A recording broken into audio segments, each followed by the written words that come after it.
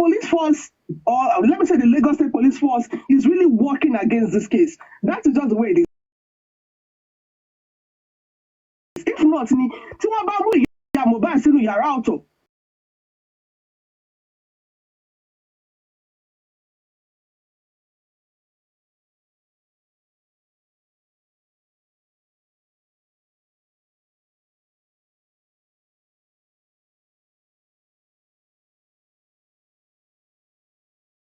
She knew ìyá Mohbad mọ nǹkan tó ṣẹlẹ̀. So ẹ jọ̀ọ́ bóyá àwọn legal practitioners ẹ̀ náà máa bá sọ̀rọ̀ o, they need to explore the link of ìyá Mohbad àti àdúrà. They are key. Then if Karimo, based on nǹkan tẹ́mi rí sọ̀rọ̀ Karimo yìí, Karimo is pained. Gbogbo nǹkan everybody sọ láti àárọ̀, they are right. Ṣó ti yẹ yín sìn? Karimo will be another link tó máa ṣe Wunmi pa, and that is what everybody should support her for. Until she's proving herself to be Karimo, she's going to say this Exactly my point. Another thing tomorrow. But based on àwọn nǹkan tí ó sọ lánàá, ìbínú àti ìtara ló fi sọ̀rọ̀, and she said the absolute truth. That's it. Thank you very much. Thank you, Kolami. God bless you. Wọ́n tún ti fẹ́ scatter, a ní láti máa gbàdúrà fún Wahab Shittu kó continue iṣẹ́ Olúwa tó ń ṣe. All right. Deborah ṣó fẹ́ sọ̀rọ̀, ṣó fẹ́ interject lẹ́ẹ̀kan ni kí n tó continue. Ẹ̀sẹ̀ ká sàn mo kí gbogbo lé. Báwo. Mo fọ́n sí. Cherry, Sister Perry, Cherry lóòótọ́, à lè believe Karimo, but on this one, I believe we're 100%. Cherry bí Karimo Shita bá tiẹ̀ believe we're 100%, I believe we're 80%. Because bó ṣe ń sọ̀rọ̀, ló ń fi Ògún búra tó dẹ̀ sọ pé kí Wùmí jáde tó fi alájọ bí ẹ̀jẹ̀ tó da wọn àti Wùmí pọ̀ ló fi ń sọ̀rọ̀. Mo fẹ́ kẹ́ mọ̀ pé Karimo ó ń sọ̀rọ̀ out of aggression, ó ń sọ̀rọ̀ out of trauma. So ó ń sọ̀rọ̀ mi, I don't know how to put it. Nínú egungun bàjẹ́ ní bó ṣe ń sọ̀rọ̀ ó fẹ́ bá lánàá yẹn. Karimo sọ̀rọ̀. Lọ́wọ́ show kejì tó ṣe ó calm down níbẹ̀ yẹn because bóyá àwọn èèyàn ti pè é because lórí show yẹn wọ́n ń pè ó yarí. Karimo sọ̀rọ̀ láti inú egungun láti pé nǹkan tó dùnyàn pé nǹkan dùnyàn pẹ̀lú bí mo ṣe fi gbogbo ara cover tí mo fi gbogbo ara ṣe fún ẹ̀wọ̀n mo sí ó sì pàpà ṣe lè Karimo gbogbo nǹkan tó wá sọ yẹn I'm very sure tèmi dẹ̀ believe 100% ni pé òótọ́ ni Karimo wá sọ. God bless you. Òótọ́ gidi fat ni gbogbo àwọn ọ̀rọ̀ tí Karimo sọ yẹn wàláhì I believe her fat ló wá sọ kò dẹ̀ ṣojú lásán àdúrà ló ń gbà. Kò tí ì sọ nǹkan kan bó ṣe wà yẹn o kò tí ì sọ̀rọ̀ o kò tí ì Karimo ò tí ì sọ anything torí kò tí ì sọ gbogbo àṣírí nípa ti ikú Mohbad tí Wùmí sọ fún torí ó mọ̀ gbogbo bí Wùmí ṣe pa Mohbad ó mọ̀ nípa ẹ̀ so kò tí ì sọ ìyẹn la fẹ́ kó sọ kò tí ì sọ so pressure ti wà Mohbad ti fún ní pressure àdúrà ló dẹ̀ ń gba àwọn ọ̀dẹ̀ tí ì rí nǹkan wọ́n ṣe bẹ̀rẹ̀ ni so ẹ má kàn sọ pé bóyá pé Karimo pé ipe òun parọ́ lóòótọ́ ló ń parọ́ láti ilẹ̀ òun ló jẹ́ kó ń drag bàbá Mohbad òun ló parọ́ mọ́ bàbá Mohbad láti ilẹ̀ tó fi ń drag bàbá tí Wùmí ò bá pa Mohbad tí Karimo mọ̀ nípa ikú tó pa Mohbad tí Wùmí ò sọ kí ló fẹ́ fly Mohbad ẹjọ́ kí ló fẹ́ fly Mohbad fún ní on 23 kí ló fẹ́ fly Wùmí fún ní on 23rd of September a week tí Mohbad kú kí ni Karimo fẹ́ fly Wùmí fún tí kì í bá ṣe pé wọ́n reject Wùmí ní America Embassy tí ó bá ṣe pé Wùmí ti sọ nǹkan tó òun ṣe fún kí ló fẹ́ gbé Wùmí japa fún so gbogbo nǹkan tí Karimo ń sọ òótọ́ ló sọ èmi believe ẹ̀. All right, thank you very much Deborah. Ó yá màmá. Mr. Latisne mo fẹ́ jẹ́ ká wo líǹkì kan o Karimo ní báwọn ṣe jáde lọ́dọ̀ Fálànà àwọn pàdé kò ní bàjẹ́ lẹ́nu ọ̀nà Fálànà báwo ni kò ní bàjẹ́ ṣe mọ̀ pé àwọn Karimo ìyẹn ò kàn wá màmá ìyẹn ò kàn wá kò kàn wá. Okay, but point then number 2 ṣe kó gbé ọmọ yẹn lọ sí embassy yẹn mi ò wò bí ó máa fi ní dítà jọ yẹn ó kàn lọ fi ṣẹ́ mọ̀ ẹgbẹ́ àbùkù tó sọ ó nígbà tó ti ṣe tòkú tán làwọn ọmọ Kòòdú ti fẹ́ nà Wùmí pa. Dáàbì pé àwọn ọmọ Kòòdú ti mọ ohun tí Wùmí ṣe. Ẹ bá gbọ́kàn tí èèyàn kan sọ ó ní Wùmí sọ pé ẹni tó bá béèrè kó wá béèrè ikú tó pa Mohbad lọ́wọ́ òun. Àwọn ọmọ Kòòdú kan wọ́n ti rí gbogbo kan tí Wùmí ṣe ń bẹ̀. Wọ́n ṣe tí ń suspect pé Wùmí ló pa á. Nǹkan tó ń ṣe wá wò pé tóun bá gbé lọ sí ẹ́mbàsì bọ́ọ̀tì ẹ̀ ní fún ní bísà àjọ yẹn. Ẹni òde òbí yóò mú wọlé tó yóò sọ̀rọ̀ ọjọ́ yẹn. Ó mú wọlé tí ó bá mú wọlé kò ní sọ bẹ́ẹ̀. ó mú wọlé. ẹ jẹ́ ìṣàlàyé fún Mr. Lati pé citizen ni gbogbo wa American bá ṣe òyìn sí bẹ́ẹ̀ yẹn òun lè mú dúró sẹ́nu ọ̀nà ṣe é ṣe bá dé Amẹ́ríkà. Mama ẹjẹ́ àgbà nǹkan tó sọ sẹ́ ẹ má ẹjẹ́ àgbà nǹkan tó sọ èèyàn tó ń sọ̀rọ̀ tó ń ṣépè fúnra ẹ̀. ókè ẹ jẹ́ kàkà bẹ́ẹ̀ ó wá lọ bá wọn ni tó bá tiẹ̀ máa fún ní visa òun ṣe lọ́dọ̀ ẹ̀ lọ́ máa fún. ọjọ́ náà ọjọ́ tẹ bá lọ sí embassy ní America embassy ọjọ́ yẹn lẹ máa mọ̀ bóyá ẹ gba visa bẹ́ẹ̀ gba visa ọjọ́ yẹn ni. ẹ̀yẹ tó yín mo ti dé bẹ́ẹ̀ bí Mr. Lati. nẹ́ẹ̀dẹ̀ bẹ́ẹ̀ rí bá Amẹ́ríkà tó bá ti ẹ máa gbọ́ ẹ máa mí ò ní ẹ ó dùn ẹ̀yin ní wọ́n máa kẹ́kẹ́ fún yín lápọ̀ìtmẹ́ǹt náà wọ́n máa fún yín lápọ̀ìtmẹ́ǹt. appointment wọ́n ó dẹ̀ ti wọlé already wọ́n ti béèrè wọ́n ti interview ẹ̀ so ìjọ yẹn tó bá fi lè. Mr. Lati ṣe ẹjẹ sọ. ìyẹn kọ́ la fẹ́ ọ̀rọ̀ embassy ẹ má jẹ́ àdrag ọ̀rọ̀ embassy ìyẹn kọ́ la ní ìyẹn kọ́ ló pa Mohbad ìyẹn kọ́ ló pa Mohbad. Bọ́láti ẹ jẹ́ kí ọ̀rọ̀ náà ẹ ká mọ́. ṣébi tẹ́yìn lọ nìyẹn ok ó possible yẹn right. bọ́dá láti ẹjọ́ yẹ kí n há mi ọkọ̀ kí ọmọ tó sọ̀rọ̀. mo fẹ́ sáré sàn kọ́ fún Bọ́láti ẹjọ́. ẹjọ́ àyànfẹ́ ẹjọ́ mo fẹ́ sáré conclude ọ̀rọ̀ mi kí ọmọ tó sọ̀rọ̀ express. ní òsì Kàrímọ́ dáadáa Kàrímọ́ lòun kó blue passport òun àti tòun àti tàwọn ọmọ òun mú wọlé àtọmọ rẹ̀ wọ́n wá ń bi Wùmí léèrè pé níbo ni Wùmí bí ọmọ yìí sí wọ́n wá ní pé Nàìjíríà ti torí èèyàn jẹ́ kí wọ́n dá lóhùn ká ní pé wọ́n bá bímọ yẹn sí US ní kì bá ti lọ. nǹkan tí màmá yẹn sọ ṣe yé mi ni màmá yẹn ní bóyá ó mú Wùmí lọ sí American embassy láti lọ seek asylum. ó mú lọ.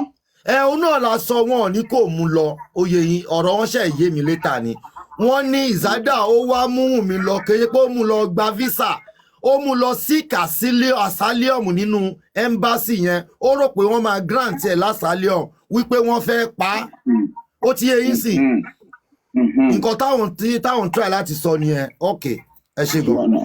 àṣírí wọn ọlọ́mọ àti sọ̀rọ̀ ó máa sọ̀rọ̀ tí kò yẹ kó sọ́n dọ́mi ó máa sọ kò tí ì pẹ́ máa rárá ó máa sọ̀rọ̀. all right sir ẹ ṣe sir. bọ́dá láti ẹjọ́ nǹkan tí mo fẹ́ sáré conclude kó tó di pé èèyàn mi fẹ́ sọ̀rọ̀ ẹ jẹ́ má bínú ṣé rí nínú àwọn ọ̀rọ̀ tí Kàrímọ́ sọ yẹn Kàrímọ́ ní ó ní ó ń bá táwọn wá ó ní Wùmí bá táwọn wá family bàbá òun ṣe which means pé táwọn wá tí ìyá ẹ̀ wá tí ìyá Wùmí wá lọ́dọ̀ ẹ̀ ní. ilé eléyìí ló ń sọ màá mo ní fọ́tò ẹ̀. ò tẹ́ ta drag lọ́jọ́ ẹ̀ tẹ́ post picture yẹn. very ugly dirty. Exactly so tọrọ tí ìlà ojú ẹ̀ dàbí ti kinní yẹn òun ló ń sọ ó wá ní pé ó ní Wùmí sọ pé kó o má bá ìyá Mohbad sọ̀rọ̀ mọ́ so ó ní nàásùn tí Wùmí bá ṣe ń bá tó bá ṣe ń bá táwọn wá ń ṣe ó lóun náà máa fún ìyá Mohbad ní 100% royalty ṣé àwọn pa sọ pé Wùmí fẹ́ lo ìyá Mohbad kó pátì ní ìyá Mohbad ò tí ì rí kankan.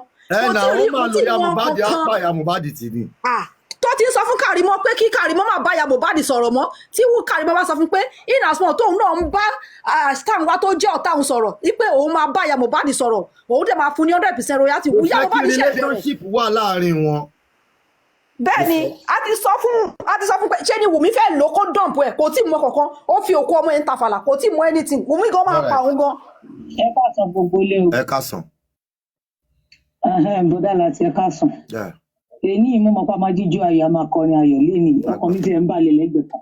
jẹ́ ti rí ọ̀rọ̀ Kàrímọ́ òótọ́ lọ̀rọ̀ tó ń sọ o kò tí ì parọ́ sìn torí ó fẹ́ bọ́ọ̀sì àwọn ọ̀rọ̀ kan síta bọ̀ wọ́n ń bẹ̀ Carol White ló lọ ń pè tó ń bẹ̀ tí kàn fẹ́ kó sọ̀rọ̀ yẹn torí tẹ́mi ló ní pé kó lọ pè nítorí ó mọjú yẹn ọ̀rọ̀ òun àti yẹn máa ń wọ̀ bọ̀ kò dáhùn still náà gbogbo nǹkan tó sọ yẹn òótọ́ ni kò sí rọ́ńbẹ́ o torí one ṣé mọ̀ pé Wùmí ló scatter ilé alọ́ bàbá ẹ̀ tó dá wàhálà alẹ̀ ṣé mọ̀ pé Mohbad sọ nínú ọ̀rọ̀ kan tó sọ wípé pé òun sọ̀rọ̀ fún Wùmí lọ sọ̀rọ̀ yẹn síta ṣé mọ̀ pé the same thing ló ṣe fún Kàrímọ́ the same pattern ló lò fún Kàrímọ́.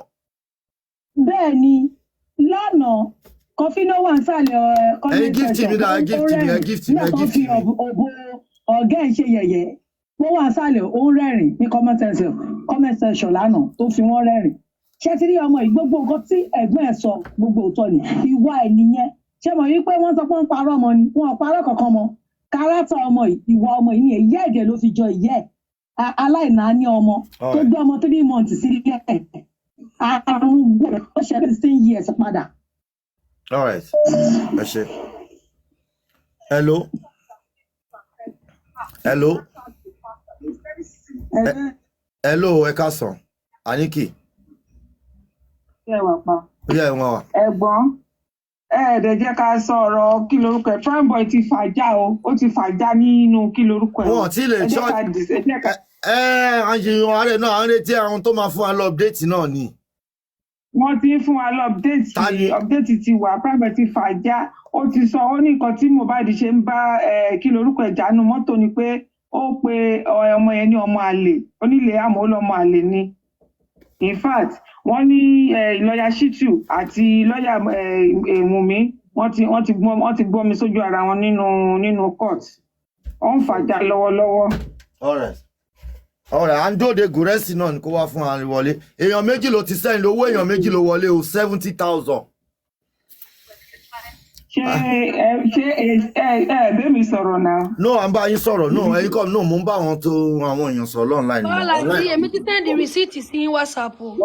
Alright. Ọkọ̀ ìfẹ́ kan at least kọ́ jẹ́ ọ̀rọ̀ Kàrímọ́ ó ti wá sọ nǹkan tó fẹ́ sọ síta. Bọ̀ kọ́ jẹ́ ká tẹ̀ gbọ́ update tèmi. Ká fàjà, Primeboy ti fàjà ó ti fàjà. À ń retí àwọn tó wà ń bẹ̀ tó lè fún wa lọ update náà ní ká dẹ̀ ń dóde Gúrẹ́. Ó dà ipò ti sọ̀rọ̀ tán gan. Wọ́n tún ti ń fún wa lọ update, ó ti sọ̀rọ̀ tán. Lórí bulletin wò. Ọ̀dọ̀ Paparano. Ṣẹ̀gbọ́n lórí CCTV camera ń ṣiṣẹ́. And when he went back to his house 3 weeks after, he told him CCTV is fixed. Ẹ máa bọ̀. Ṣé ẹja lọ́dọ̀ Paparano? Ẹjẹ́ lọ sí. Gbogbo owó àìmọye ọdún ní ti ń sun tán. Wàhálà tí. Ẹnìkan send 56,000 sínú láti àkáǹtì yẹn tàná yẹn. Owó Primeboy ló dẹ̀ pé. Màá transfer kó ń bẹ̀ lọ síbẹ̀. Okay, ẹ̀gbọ́n, ẹ wá join ẹ máa join ẹ máa bọ̀, máa gbé wọlé. Bọ́lá tí ẹ rántí kẹ́ ẹ máa sọ fáwọn tó fẹ́ send owó yẹn tó bá ṣe mistake send sínú àkáǹtì yẹn kó máa kọ owó ẹni tó jẹ́ sí kó dẹ̀ máa forúkọ sí. Primeboy nìkan fi sí. Ṣé wọ́n ló náà ti send owó? Kì í ṣe mi mo send ẹni yẹn. No. Bẹ́ẹ̀ni èmi ti ṣe owó ti tèmi mo ṣe owó tèmi mo dẹ̀ send receipt sọ́dọ̀ yín. Èló ló ṣe? 10. Ọlọ́run á bù sápẹ́. Ọlọ́run á bù sápẹ́ lágbára Ọlọ́run. Wọ́n tó wà Nàìjíríà tó tún lè contribute. Àbùdín tó lóko àbùdín tó lọ́sà. Àwọn ọmọ tí inú ara lànà àwọn ọmọ yín ò ní fẹ́ wọn ò ní fi ṣáàrin fẹsẹ̀ sí. Wọn ò ní fi irú àwọn ìyá Mohbad ṣe ìyá ìyàwó àbí ìyá ọkọ because ègún ni wọ́n. Ẹ jẹ́ á gbọ́ update tán. Ẹ jẹ́ ń gbọ́ lọ́dọ̀. That baby lawyer. That's the Falana lawyer now. It is good that we have Shitu now. Boom. Yes. My understanding from what I read now, I will so Mohbad mọ̀ pọ̀ máa lè lọ́mọ yẹn. Ó yá ẹja sọ̀rọ̀. Gbogbo ara so far so good, gbogbo ara ti gbọ́ show tí Kàrímọ́ ṣe. Ẹ sọ̀rọ̀ kan tó fún wa lọ update. Ṣé ká sọ̀rọ̀ nípa update àbí nípa ọmọ àlè sà? Of course, nípa ọmọ àlè ni wọ́n náà mọ àlè ni wọ́n náà mọ yẹn ọmọ àlè ni. Aniki. Ẹ mọ̀ pé ìyá Mohbad sọ nǹkan kan. Ó ní Mohbad fẹ́ ṣe paternity test ọmọ yẹn kó tó kú. Ẹ mọ̀ pé ọ̀rọ̀ ńlá ni. Hold on. Miss lawyer. Where's Darosha's house? And what's that to do with Mohbad? Now lawyer go use the mouth talk that one. I been a witness. Now go talk that house. Bawo. What it concern Primeboy and Darosha? So you will leave. No. Maybe you didn't get it very well, though. Maybe it's the fight that happened that I'm talking about in that show between Darosha. They say Darosha's house. Yeah, they say Darosha's house. No. Yeah. You know, there was a fight that. Make a no stop Primeboy show. Ṣé kí n máa play nǹkan tí mò ń play lọ ká má wà diverted? Kí lẹ fẹ́? Ẹ̀yin panelists kí lẹ fẹ́? Cherry, ẹ ká sọ everyone. Cherry, Kàrímọ́. Gbogbo bí Kàrímọ́ ṣe ń bínú yìí, a lè get fat látọ̀dọ̀ ẹ̀. Though it's pop and clear that the truth can come out from Iya Mohbad. because Iya Mohbad know much, and it's not that she know much. She know everything. She know everything. Text, hold on. Hello, Mama. ẹ jẹ́ kí gúrẹ́ẹ̀tì jẹ́ kó fún wa lọ́gbẹ́ ṣùgbọ́n mọ̀ mọ́fò lóko ẹ mọ̀ káwọn ìyá rẹ̀ mọ́ gbọ́ ọ̀pọ̀ tó ń wí dáadáa tí gúrẹ́ẹ̀tì bá jọ wá fún wa. All right. ká mọ̀ dìbẹ́ẹ̀tì kan mú ká mọ̀ mọ́ mú nǹkan tí ò yẹ ká mú. All right. Hello. ẹ̀gbọ́n. Yeah.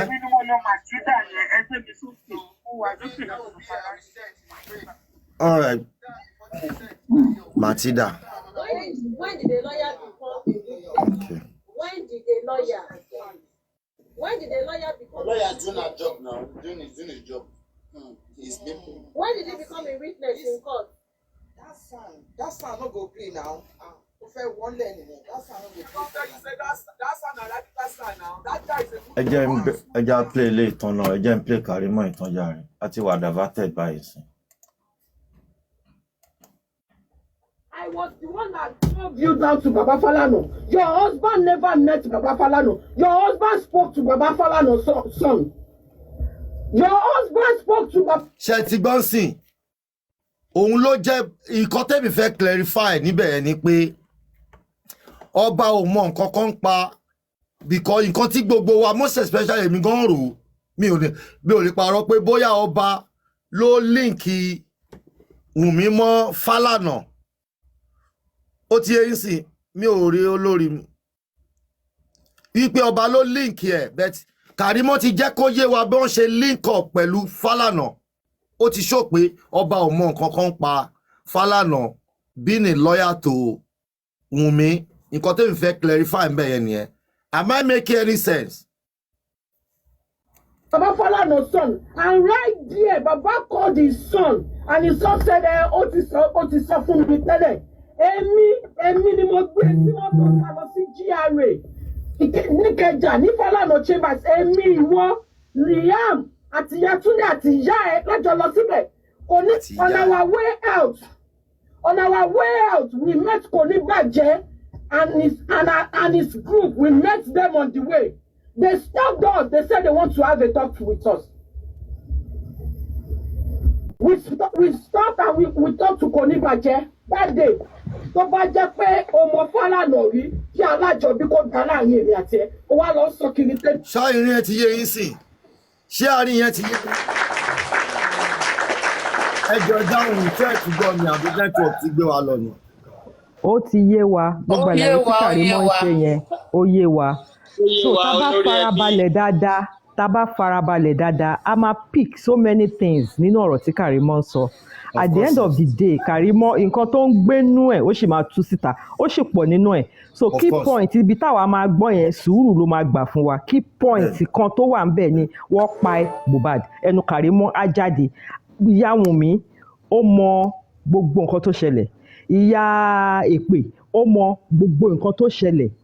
Èpè fúnrara ẹ̀ ó fall into the circumstances bí kìíní ẹ̀ ṣe ṣẹlẹ̀. Mo rò pé bó ṣe gun òkè lọ tó ń gbọ́ ariwo bó ṣe gun òkè yẹn lọ ó bá scene yẹn gangan ó rí life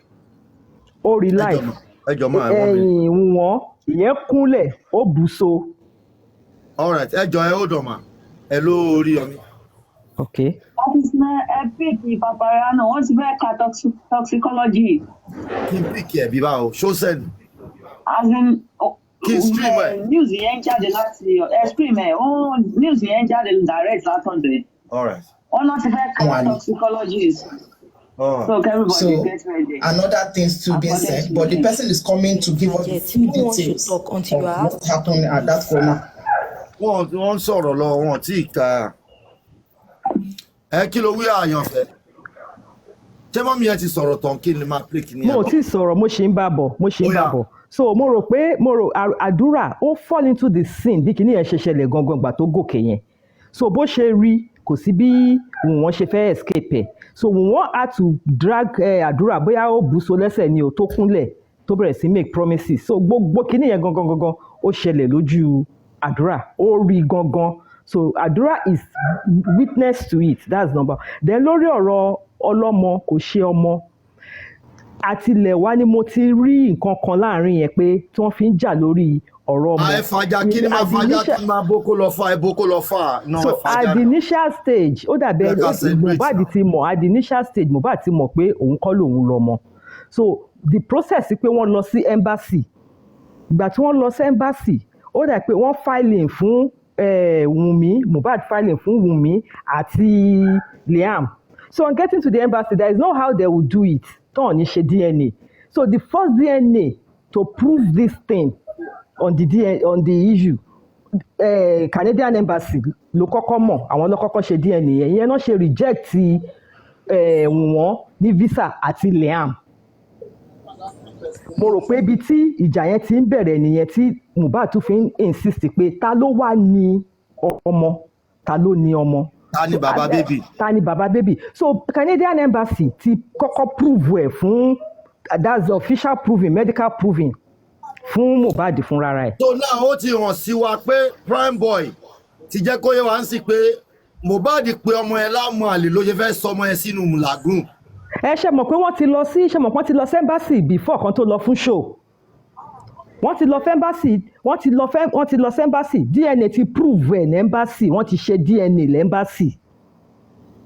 Wọ́n ti ṣe DNA yẹn lẹ́mbàsì ó ti hàn wọ́n ti mọ̀ Mohbad ti mọ̀ ó ti ní prove pé ọmọ yẹn ń ṣọmọ òun ló wá máa ń bí òun mi wípé ta wà ní bàbá bébì gbogbo ìjà yẹn náà gbé títí wípé how come tí wọ́n ṣe fẹ́ fún ọlọ́kùnrin Mohbad ní visa tí wọ́n ní fóun ìjà yẹn náà gbé títí tí Mohbad ń bí pé ta ni bàbá bébì náà fi lọ sí show lọ́jọ́ yẹn ló bá wọn lọ ló gbé ọmọ òkúkọ aláìlójútì ọmọ pa ò bí olóṣì olórí burúkú somebody ló fi gbé ọmọ òkókó ló gbé lọ sí show ìjà yẹn náà jà títí tán fi padà lọ sílé Elédùmarè á fún wa àtẹ̀tí rọ́nà ọ̀nà ti show báyìí ó kàn kú just little thing tó máa jáde gbogbo ẹ̀dẹ̀ máa hàn lórí ọ̀rọ̀ lọ́ọ̀yà kò ṣe lọ́ọ̀yà tí Kàrímọ́ ń pariwo nísìn Kàrímọ́ through process tó lóun fi gbà mọ́ Fálànà ó lè gbà mọ́ bẹ̀ but owó tó ń san fún Fálànà ta ló san bí ò jẹ́ ọba.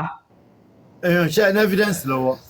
Mi ò lẹ́vidence bí ò bá jẹ́ mi ò lẹ́vidence. ẹ mọye tó wà ní nkí owó tó owó Mohbad tó wà ní nkí àwọn mi òyìn kan. ok a jẹ́ pé bóyá òun náà dẹ́ni ìyẹn bẹ́ẹ̀ yẹn bóyá òun náà ló dẹ̀ sanwó Fálànà. Number 2 ẹ mọye wọ́ọ̀tì tán ní Mohbad wọ́ọ̀tì ń sìn. nísìn so ibo ló ti ń rí. nígbà tí Wùmí ti broke torí pé òun ti ń broke ló ṣe tún fẹ́ lọ gba owó lọ́wọ́ Naira Marley. ló ṣe tún gbé Naira Marley lọ sí court. ṣé ọba náà ló bá gbé Naira Marley lọ sí court. aláyé bàjẹ́. no ẹ jáde ṣé ó ti yé yín màmá ṣé ọba náà ló bá gbé Naira Marley lọ sí court. so Wùmí owó Mohbad wà ní ike àkáǹtì Mohbad ọwọ́ Wùmí ló wà gbogbo owó ṣóòtọ́ ti gbà ọwọ́ Wùmí ló ń sọ sí ẹ ṣàgbọ́ pé wọ́n ná àkáǹtì ẹ̀ náà ń sanwó sí. tí YouTube bá máa sanwó àkáǹtì ẹ̀ ni tí YouTube bá fẹ́ sanwó àkáǹtì ẹ̀ náà sọ sí. owó tó ń rí náà nìyẹn. no ẹ̀yin ọ̀dọ̀ mi kò tí ì ṣe ọ̀táyé bá wà máa gbé sókè àwọn èèyàn ṣì wà máa gbé sókè sí. so ibi tó ti ń rí owó náà nìyẹn ibi tó ti ń rí owó náà nìyẹn. so tó bá ti wá sọ ilé ìtàn gbogbo èyí tó wá ṣẹlẹ̀ ní kóòtù lẹ́nìí àwa máa gbọ́ a fi gbogbo ẹ̀ sọ́wọ́ Ọlọ́run èsì ayọ̀ ni so ẹ drop me so that somebody else can come up. all right ma mi ò rí Àníkì mi ò rí yín o mi ò tún rí yín o ó yẹ sọ̀rọ̀ Pretty mọ̀. ṣé mo lè sọ̀rọ̀ báyìí. ó yẹ sọ̀rọ̀. okay mo kí everybody mo kí official olórí ẹbí I think this will be the very first time I will come up to your page. Though we are both fighting for justice for Mohbad. But nǹkan ẹ̀yọ̀kan ni mo máa ń. mo ti gbé lẹ́ẹ̀kan. Oya tún send ẹ tún mi ò rí ẹ send ẹ. So nǹkan ẹ̀yọ̀kan ni mo máa ń try láti clamoring on since when we been fighting justice for Mohbad. Because èmi máa ń like kéèyàn analyse ọ̀rọ̀ káwọn èèyàn dẹ̀ gbọ́ kò ń ṣe pé ká analyse ẹyọkan ká fi pé ẹyọkan sí sorry to say I am just saying my opinion as it is but ṣe rí nǹkan tó wà nílẹ̀ ńsìn mo gbọ́ gbogbo fídíò tí Kàrímọ́ ṣe lánàá pátápátá òun ni mo gbọ́ pátápátá láìkù kan. Ẹ jẹ́ kí n kọ́kọ́ bẹ̀rẹ̀ lórí Karimo is using aggravation and pain láti ó wà forcefully ó ń force ọ̀rọ̀ yẹn jáde lẹ́nu ẹ̀ ni. Wọn ọ̀rọ̀ tó ń sọ lánàá pain pé ìyá mi ò dúró tọ́jú mi òun ló ń jẹ́ kí àwọn ọ̀rọ̀ tó àṣírí tó ń sọ yẹn òun ló ń jẹ́ kó máa jáde. If Karimo is not saying the truth mo máa ti ṣe fídíò fún because mo rántí ìgbà tó sọ pé Mohbad ṣé kàn sọ ìgbà tí Mohbad fún Wùmí ní infection I think that one is not ìyẹn ò ń ṣe ọ̀rọ̀ that one should be láàrin ìyàwó àti ọkọ so ìyẹn ò ń ṣe that's not how to get justice but this very video that Karimo just did òótọ́ ọ̀rọ̀ gidi ló wà nínú gbogbo nǹkan tí Karimo sọ yẹn torí pain ló fi ń sọ̀rọ̀ pé ọmọ yìí ti betray mi èmi náà dẹ̀ máa betray ẹ̀ gbogbo àṣírí ẹ̀ tó wà lọ́wọ́ mi mo máa sọ síta because ó ti rí Wùmí as a betrayer ó ti rí Wùmí as someone that èèyàn tó fẹ́ lóyàn ó ń wá èèyàn tó máa lò ní Wùmí is not a trustworthy person okay láti ìjọ́ tí gbogbo kéèsì yìí ti bẹ̀rẹ̀ ń sìn gbogbo nǹkan tí Wùmí ti sọ kò tí ì sẹ́yìn tó tálè nínú gbogbo àwọn ọ̀rọ̀ tó ti sọ ọkàn mú àmúlùmọ́là ni. And I see Iya Mohbad as someone that is so sluggish. Sorry to say, she's so sluggish and tense for my liking. Because mi ò mọ bí èèyàn ṣe máa wà tó máa mọ̀ pé nǹkan báyìí ó mọ nǹkan tó pa ọmọ ẹ̀. Ó dẹ̀ wà so peace and àwọn I don't know. I don't want to call people's name. Because this woman tá a pè ní Iya Mohbad yìí, she knows what happened to Mohbad. Ó máa bá Wùmí bẹ̀ because Iya Mohbad sọ pé òun kúrò nílé wọn ní ọjọ́ Sunday. Wọ́n pè òun ní àárọ̀ Monday àbí ìrọ̀lẹ́ Monday pé nǹkan ṣọmọ òun. Nígbà tí iṣu ọmọ ti jiná tán ni ìyá ṣẹ̀ṣẹ̀ ń lọ bẹ̀ láti lọ máa jẹun. Then the Karimo own mo máa fẹ́ káwọ́ tá a wà níbí báyìí mo máa fẹ́ ká gbá ọ̀rọ̀ yẹn mú dáadáa. Mo máa fẹ́ ká gbá ọ̀rọ̀ tí Karimo ń fi aggravation àti ìbínú sọ jáde yìí mo máa fẹ́ ká dìímú dáadáa nítorí pé ọ̀rọ̀ yẹn ò jáde lẹ́nu ẹ̀ just like that just pé mo kàn fẹ́ wá online láti wá sọ lóòótọ́ mo fẹ́ sọ tòótọ́ nǹkan tí mo mọ̀ no ọ̀rọ̀ yẹn ò jáde bẹ́ẹ̀ yẹn bọ̀ nítorí pé Wùmí ti betray ẹ̀ òun ló ṣe jákó jáde ok ẹ wò ó sìn wọ́n pe lédè kan ní Debbie ṣe mọ̀ pé wọ́n tún ti lọ háyà Debbie ń sìn. I don't know if anyone has listened to Debbie. Wọ́n ti hire Debbie as in bóyá Wùmí ló hire bóyá àwọn member ẹ̀ ló hire I don't know. But that Debbie she is fighting against Karimo now. Because òun ló ń analyse òun fúnra rẹ̀ ti analyse show tí Karimo ṣe pé Karimo ń jealousy ògo Wùmí ni. Tọ́lá ní sìn ìyẹn ti sinmi ìyẹn ti da orí gbogbo àwọn èèyàn rú ó ti da gbogbo ẹ̀rú ó ti forí wọn ó ti ṣiṣẹ́ owó tiẹ̀ tán wọ́n ti rí pé èèyàn ò wúlò fáwọn ọmọ wọn tún ti lọ gbé Debbie dìde. And nǹkan tó máa ń wá bá fún mi bẹ̀ ni pé these people knows the truth wọ́n mọ tòótọ́ but they are just like beating around the bushes. Ìyá Wùmí ò dáa ìyá Mohbad ò dáa ta ló bí méjèèjì tá wá lè gbélẹ̀ nínú ìyá Wùmí àti ìyá Mohbad ká wá gbàdúrà pé yes o Ọlọ́run ṣe ìyá báyìí ní ìyá mi o Ọlọ́run ṣe ìyá báyìí ní ìyá ọkọ mi o torí èèyàn kan fi ìyá Mohbad gbàdúrà pé kọ́lọ́n fún ọmọ tòun ní irú ìyá ọkọ ìyá Mohbad tọ́lọ́n bá fúnyàn nírú ìyá ọkọ ìyá Mohbad àti ìyá Wùmí ó yẹ kẹ́niyẹn lọ dànù nítorí pé wọ́n máa di ejò tó jẹ́ pé wọ́n máa ṣàjẹ ní abẹ́ tí ò dẹ̀ ní mọ̀. Ìyá Mohbad rèé ó gbé Mohbad lé at the age of 7 years. I don't know maybe you people know that ìyá Mohbad fúnra wá ta ó ti wá sọ pé irọ́ ni Mohbad ń pa mọ́. ẹ ló gbogbo ilé ẹ má bínú máa ẹ jẹ́ jẹ́ a ṣe update ń lọ lọ́wọ́lọ́wọ́ báyìí.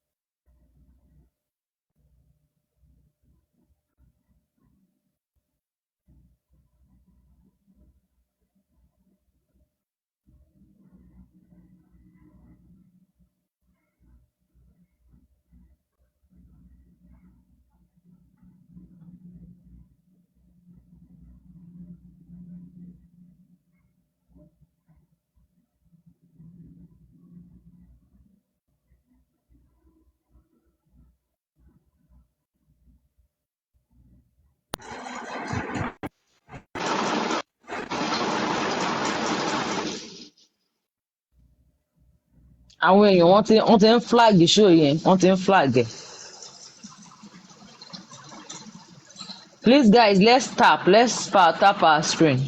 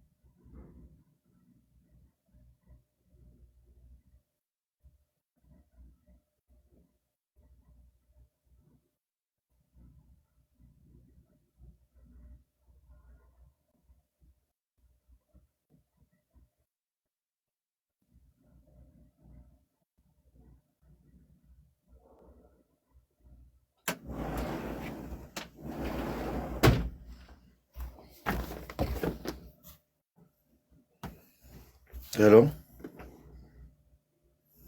Hello. Ẹnu sọ mo fẹ́ sọ fún pé kò sí ẹ̀kọ́kọ́ online ni bó sì sẹ́pẹ̀ ti padà. Kí ni ṣé ó já Sí wọn? sẹ́pẹ̀ ti padà online so that's fine. Ẹ ṣe. Flagging yìí ti pọ̀ ju o. Mo lẹ lọ tẹ́lẹ̀. Mo lọ ṣe tíì mi ni. Wọ́n ti já everybody wálẹ̀. Wọ́n bàjẹ́ ni. Ṣé mi mo bà wọ́n nú jẹ́ lónìí? Àmọ́ bóyá ẹ̀yin ni o, inú wọn ti bàjẹ́. Wọ́n ti flag gbogbo àwọn èèyàn down. Irúgbọ́n Ọlọ́run ló ní ìpèkèdè. Very self dey try to do things they don drop am too. Òun ló dẹ̀ yẹ kó gbéyàn wọlé. Òun gan try ẹ̀. Gbogbo èèyàn ló drop. Ó mi wọlé. Ó drop everybody àbíkíní yẹn tún drop everybody àtòun náà. Ṣé ló drop àwọn èèyàn? Westo. Ẹ gbọ́. Ẹ kàn tí ẹjọ́ ẹ bá mi kọ́kọ́ pàtẹ́wọ́ fún SAN ẹ jẹ́ Dani. ká máa keep tapping wọ́n Ẹ bá mi pàtẹ́wọ́ fún SAN nítoró jà jù. Wọ́n ní SAN ọ̀nà jà lọ ó gbáta párí lè nínú hall pẹ̀lú ẹ̀jẹ̀ kí lorúkọ lọ́ọ̀yà Wùnmí. Ẹ jẹ́ ká pàtẹ́wọ́ fún.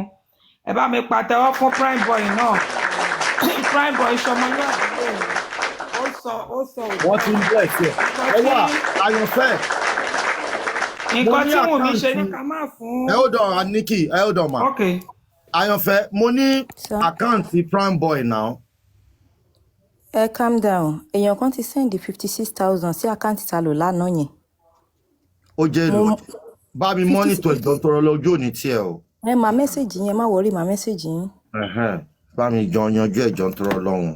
Yes sir, ẹ jẹ́ ẹsẹ̀ ọkàn méjì kí lè sọ kalẹ̀ káwọn lè sọ̀rọ̀. Ó yá. So a dẹ̀ máa pàtẹ́wọ́ fọ́lọ́wọ́n ọba tó dá wa toró gbàdúrà lẹ́nu àwọn màmá ó jẹ́ kí Prime Boy kó sọ tẹnu ẹ̀ jáde lẹ́nu. Prime Boy ó ti rí fìrífìrí Mohbad ó sọ lẹ́nu. Ẹ̀gbọ́n Aniki wọ́n ní ṣáwa bàbá ò ní ìdàdúrà. Àyìn bàbá náà ilẹ̀ gbàdúrà fún wa náà àtòrí àdúrà tá à ń gbà àdúrà tó ń gbà náà ó ṣẹ ni ó ṣe adúpẹ́ lọ́wọ́ Ọlọ́run adúpẹ́ lọ́wọ́ SAN wa tí wọ́n lò lẹ́nu torí wọ́n ní SAN ó gbàtà parí gan ọpẹ́lọpẹ́ George ló dá sí wọn láàrin so nǹkan tí Wùnmí fi jáde tó ní ká má fún Prime Boy ní relevance ipò lè lọ fẹ́ kọ̀ọ̀kan òun lọ́la Prime Boy sọ ní kóòtù. My point. Prime Boy sọ wípé ẹ má interject. Ẹ má interject ẹ o. Prime Boy sọ wípé CCTV camera ó ń ṣiṣẹ́ Mohbad pé òun nígbà tó install ẹ̀ ó dẹ̀ ń ṣiṣẹ́ that's number one. Wọ́n dẹ̀ sọ wípé Prime Boy tún jẹ́ kó yé wa pé ìdí tí wọ́n fi jà argument tí wọ́n sọ nínú mọ́tò ni pé Mohbad sọ wípé ọmọ àlè ni Liam ọmọ àlè tó pe Liam òun ló gba ìbínú lójú àwọn madam. Ìyẹn ni Wùnmí fi make sure kó pa. òun ló gba ìbínú lójú wọn tó sọ wípé àwọn virgin làwọn. So update tí ó ṣì ń jẹ àwọn tó ń ṣàmú update yẹn jáde lẹ́yọ kọ̀ọ̀kan mẹ́ta tó ń ṣì mú jáde wọ́n ti ń ka toxicology because kí lorúkọ ẹ̀ ti sọ̀rọ̀ tán Primeboy ti sọ̀rọ̀ tán but ó sọ oríṣi ó ṣàfún wa ní àwọn tangible point tó jẹ́ pé a máa rí dìmú tá a máa sọ̀rọ̀ lórí ẹ̀ ó jẹ́ kó yé wa pé case close tó bàbá mi ó ti sọ fún wa pé Liam ọmọ àlè ni Liam. Ẹ má dẹ̀ gbàgbé pé lánàá náà tí àǹtí jáde àǹtí jẹ́ kó yé wa wípé òun ti plan láti mú àbúrò òun jáde kúrò ní Nàìjíríà tí kò bá ń ṣe pé gbogbo wọn ṣe rí ẹni àná lára ń ta lọ́rọ̀ Kàrímọ́ ara ibi tí wọ́n ti já sí kólóbó ni wọ́n jọ ní plan yẹn tẹ́lẹ̀ ni ìgbà tí ọkọ àbúrò ẹ̀ kú tó nípò òun lọ sí ẹ́mbásì ṣe bẹ́ẹ̀ fẹ́ gbé sá lọ ni kí ni rísì tẹ́ ṣe fẹ́ gbé sá lọ so wọ́n fi ọ̀bẹ ẹ̀yìn jẹ Kàrímọ́ níṣu ló ṣe wá ń pariwo síta and that one is kò sí ó sì máa sọ̀rọ̀ kò tí ì sọ̀rọ̀ bọ̀ pé Primeboy tẹ̀ ti kọ́kọ́ sọ̀rọ̀ lénìí adúpẹ́ lọ́wọ́ Ọlọ́run ẹ má bínú díẹ̀ tí ṣe máa jáde sí i. ẹ ṣe gan Aniski àyànfẹ́ owó mẹ́ta ló wọlé 22,000. ẹ má wọrí mo gbogbo wọn ti sọ fún mi. 50,000. no jẹ́ yín bá mi kọ́lẹ̀ ní ìfẹ́ wà lájú. ok ẹ jẹ́ kí n lọ mú báyìí ó yẹ máa pè é máa táìpù ẹ̀. 22,275 ìkan then another one 50,000 then another one 30,975 bóyá náírà náà máa ń pè mí ọmọ yẹn tó máa ń pè so mẹ́ta tó wọlé sí ibi ìbáyìí nìyẹn. I don't know. òun dẹ̀ ni màmá jẹ́ kí n ṣe orúkọ lórúkọ. ya ẹ̀gbọ́n mo rántí wọ́n ní Mohbad sọ wípé ẹ̀ẹ̀kan lòun bá Wùnmí sùn so òun ò tiẹ̀ mọ̀ bóyá òun ni bàbá bébì ó ní ẹ̀ẹ̀kan lòun bá Wùnmí sùn. virgin. kí lorúkọ ẹ̀ Primeboy sọ lẹ́ni pé Mohbad sọ fóun pé ẹ̀ẹ̀kan lòun bá ọmọ yẹn sùn so òun ò tiẹ̀ mọ̀ bóyá òun lòun bí ọmọ yẹn bọ̀ ó pe ọmọ yẹn ní ọmọ àlè nínú mọ́tò. tó bá tán York kí lẹ rí sọ̀rọ̀ lẹ̀ yìí. ẹ mọ̀. York brother mi. Good afternoon everyone.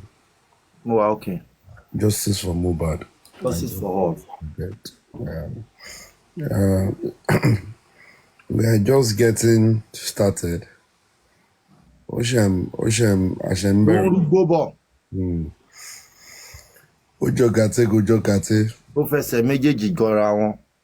DNA is a must. DNA is needed. Turning Baba baby. I want us to keep our fingers crossed.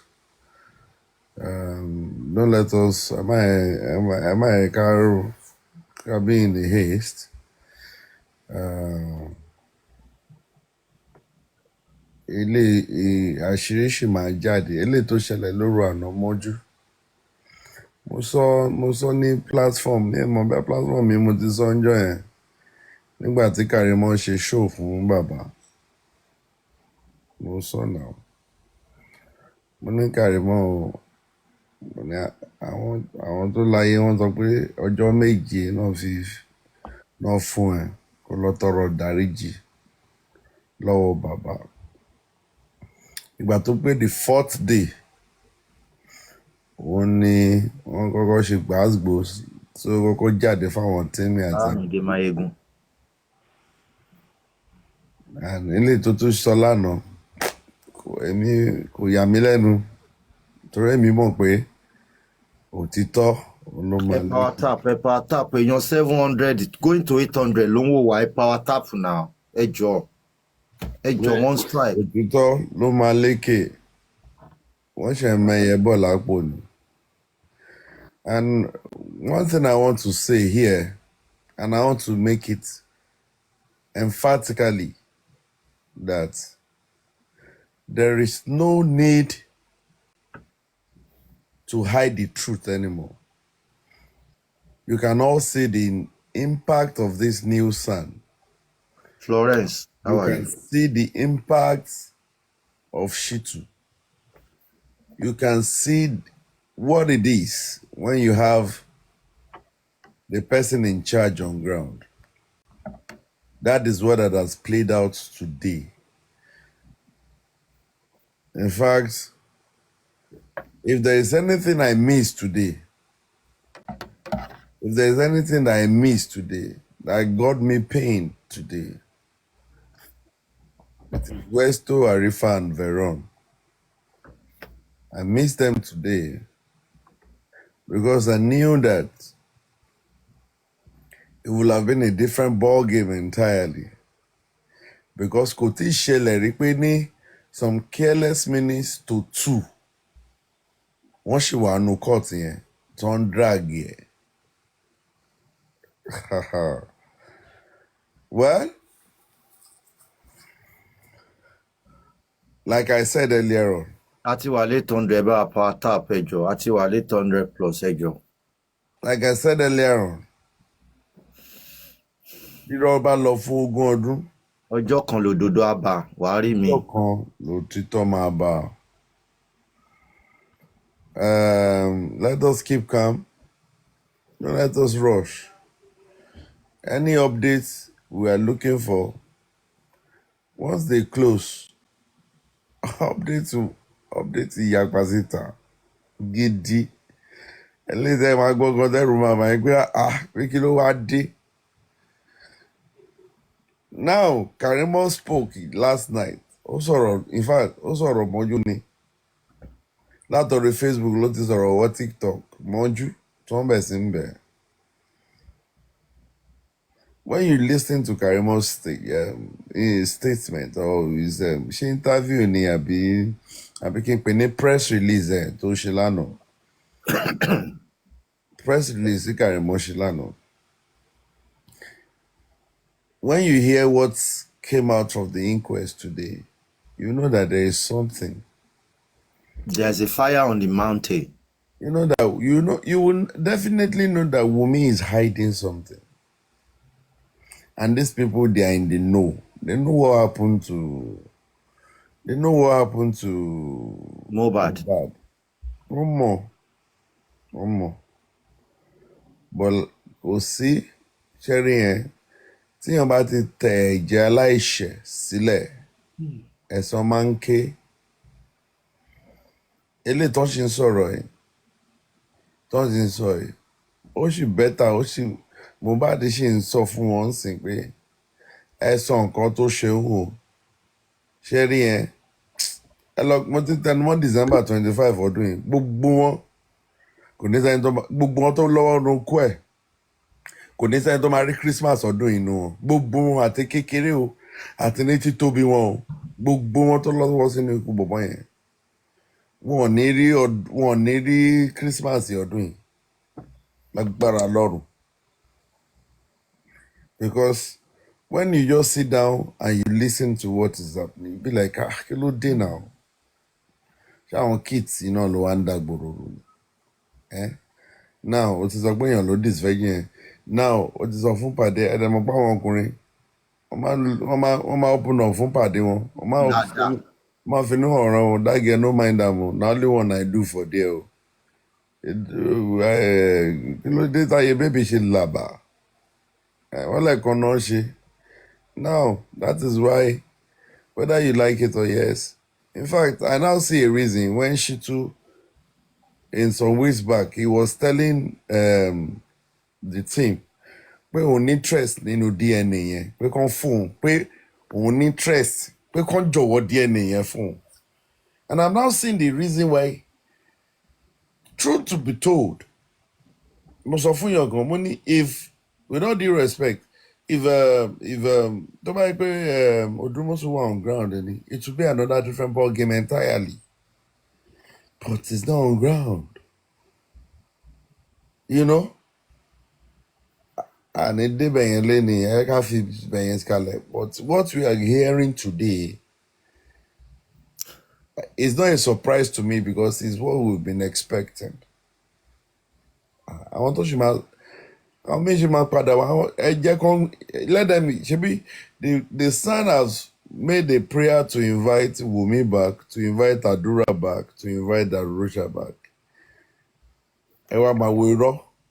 ẹ máa wá wo bóyá àṣírí ṣe máa tún bẹ̀yẹn ẹ ká máa wo nǹkan tó máa ṣẹlẹ̀.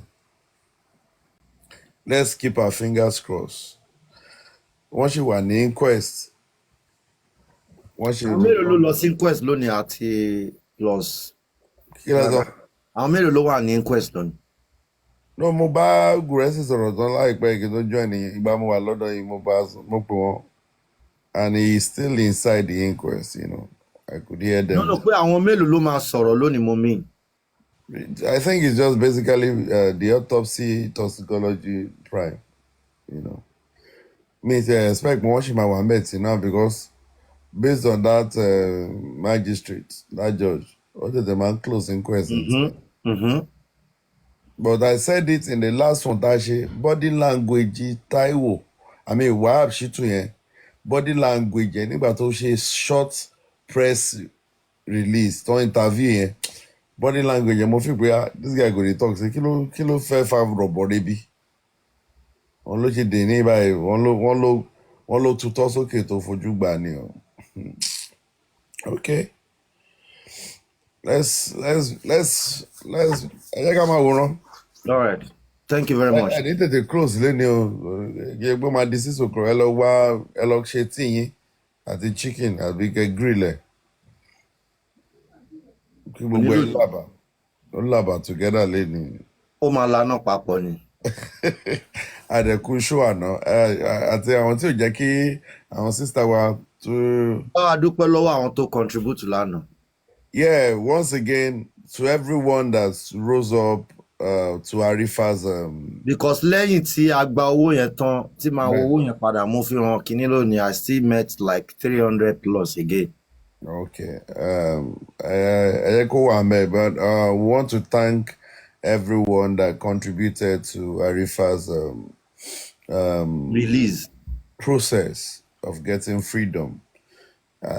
We appreciate everyone. It was emotional, buha, the whole thing started. But we thank God. That shows that truly speakingly, we are for justice for Mohbad. Please and please, God will help us. Then also, I want to thank everyone that have been standing by ever since this matter have started. Àwọn kan wà tẹ́ ẹ̀rí wọn ní gbogbo ìgbà táwọn pípù wọn ti wà ní ibi tán wà bọ̀ ẹ jẹ́ kí wọ́n jáde lára wọn fẹ́ ṣọ́ ara wọn mí báyìí lánàá but we thank God that God handled it. So let's just be patient. Òtítọ́ máa lékè. Then we appreciate everyone that contributed. Àpòyìn ò ní gbẹ ò ibi tẹ́ ti mówó Ọlọ́run máa bù sí fún yín o ẹni fọwọ́ sí ọmọ yín ò ní kú lójijì o ọkọ ò ní kú mọ́ yín aya ò ní kú mọ́ yín o. I'm hearing Baba Mohbad is on live. I'm hearing Baba Mohbad is on live. Let's check. Wọ́n ní bá bàtà ọ̀fọ̀ sí inú lẹ́ni kankan wá o. Gbogbo ibi tí bàtà ti ń gbé ta wá lẹ́sẹ̀ Ọlọ́run bororo ìtura sí o. Ṣé ẹ gbọ́ toxicology tí wọ́n fún wa o. Ẹjọ́ bàbá Mohbad wà live ẹjọ́. Ṣé ẹ gbọ́ toxicology tó fún wa o. Ẹjọ́ ẹ gbọ́ kí ni ẹja gbọ́ update ẹjọ́ wọ́n ń ṣe update lọ́dọ̀. In the external body, even when they started opening up the body, they had it in the video. So they have not gotten to the point after him explaining some few things to the court. They have gotten to a stage whereby they need to project it how the body was before they started the autopsy. Do you get it? So they need to project it out how the body. Of course, the pathologist said the body has started decomposing. The body has started decomposing, and then it will not be nice. Even if the body is not decomposing, it will not be okay for daddy to be there to witness it. So he had to come out. Very.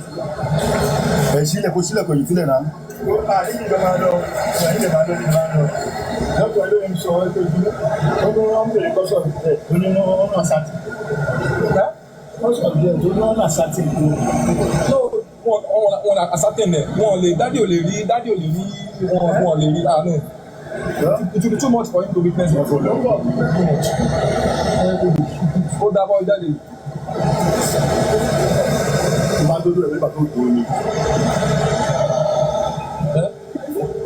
Wọ́n sọ̀rọ̀ ọ̀yẹ̀. Màá máa gbọ́ lábẹ́lẹ̀.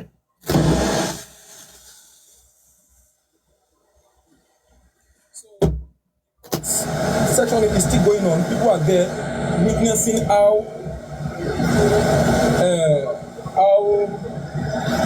the autopsy went.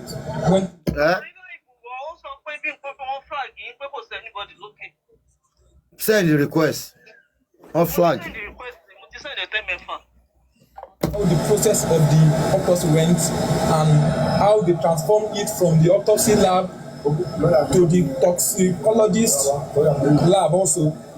So, like I said earlier, for those of you still asking on the comment section that what happened. So, like I said earlier, it has gotten to the point whereby the judge asked that the pathologist and his team should project everything. You should project everything, and then that D cannot stay. You should understand what I mean. It cannot stay. It cannot stay to, and then if that is coming out, there should be someone within. That's why I'm outside. For those of you asking me why do you not stay, I could not leave him to be alone because his countenance has changed already. His mood has changed already. He's not looking fine anymore since they started mentioning that case. But we have people there. We have people there that will witness it. We have people there that will witness it. Thank you.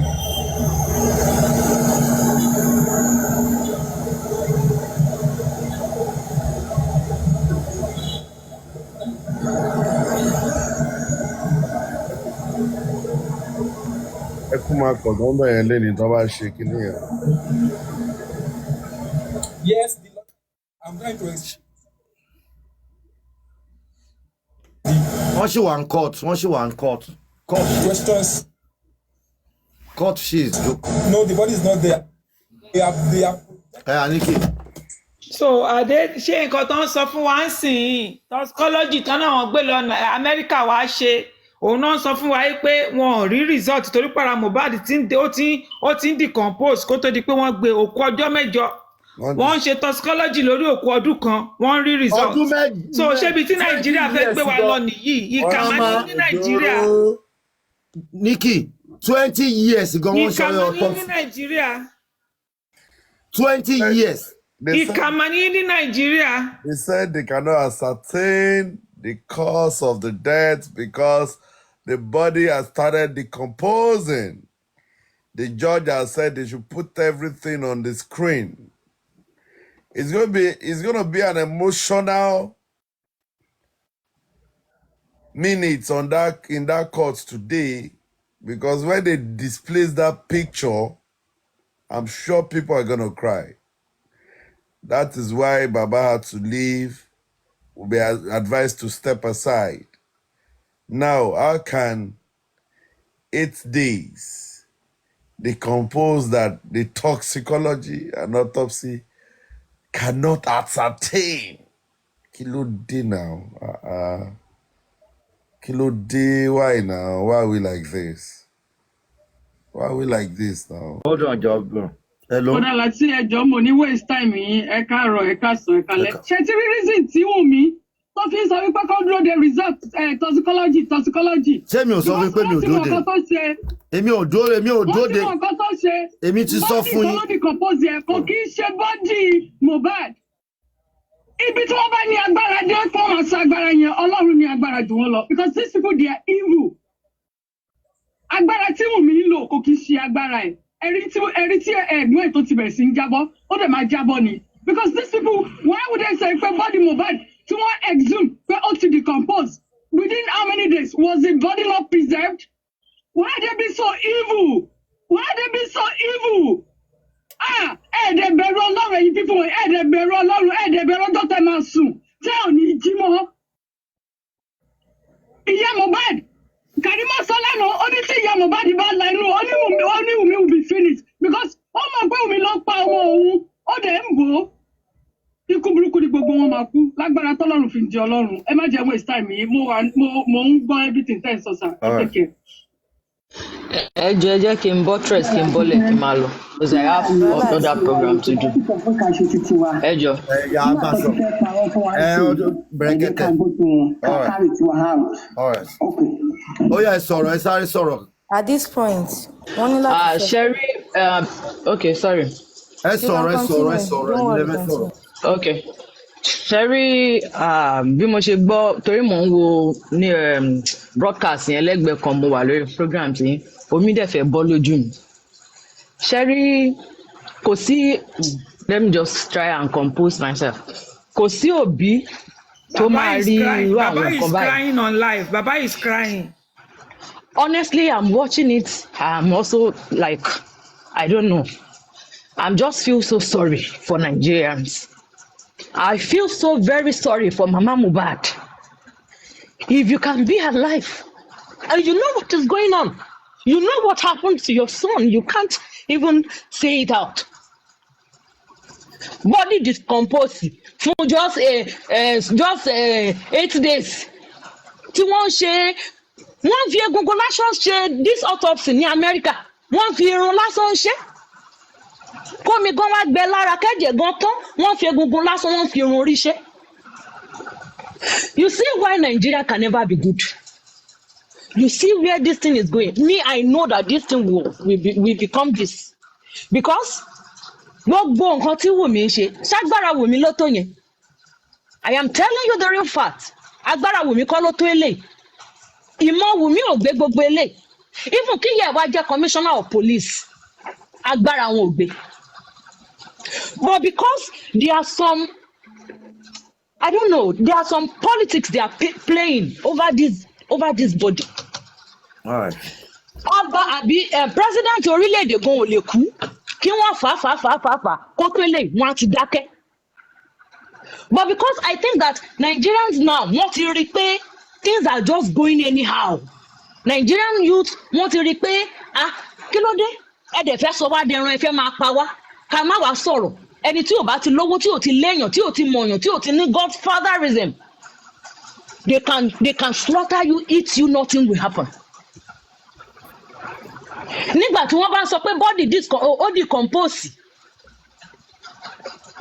níbo ni àwọn èèyàn ti wá okay ṣebí wọ́n ló gbé lọ sí Amẹ́ríkà ni so wọn ò gbé lọ sí Amẹ́ríkà mọ́ Amẹ́ríkà tó gbé lọ wọn ò rí result mú wá fún wa. Ẹ jọ̀ọ́ yá wa ní 1 minute lọ́dọ̀ ẹ jọ̀ọ́ yá mi 1 minute wọn ò rí result ẹ lọ ẹ sáré sọ̀rọ̀.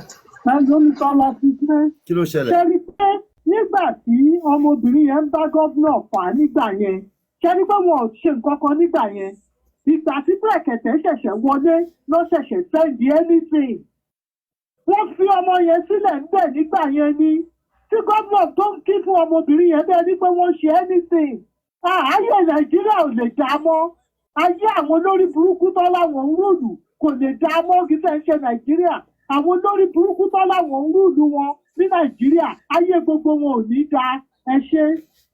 Ó yá ẹ máa sọ̀rọ̀ lọ ẹ bá ẹ round up ẹ máa tètè bá wa sí. Because ẹ jẹ́ kí n sáré parí ọ̀rọ̀ mi ṣe rí lóòótọ́ ni màmá nǹkan tí mo fẹ́ sọ làwọn náà ti bọ́ tress yẹn wọn ò ṣe anything nígbà yẹn ẹ gbogbo àti woman yẹn tó stood up tó ń sọ fún gómìnà pé kí ni ẹ wo bí gómìnà ẹ wo reply gómìnà sí woman yẹn ẹ ti rí i pé kò sí tara bí amọ̀gàn lára gómìnà yẹn gbogbo wa dé la bímọ ṣáde ẹni tó dùn mí fún jù don't let me even mention all this governor or something ẹni tó dùn mí fún jù is ìyá Mohbad ó fẹ́ lọ ọmọ ẹ nígbà tó wà láyé ó dẹ̀ tún fẹ́ ilé ẹ̀ nígbà tó kú tán wọ́n ṣé owó náà fẹ́ fi rà ẹ́ ni àbí kí ni tàdúrà dùn mí tìyá ẹ dùn mí even ti blessing ó dùn mí púpọ̀ Mohbad wá fi gbogbo àwọn tó yí ká pátápátá ẹ̀gún ni wọ́n ń ṣe èèyàn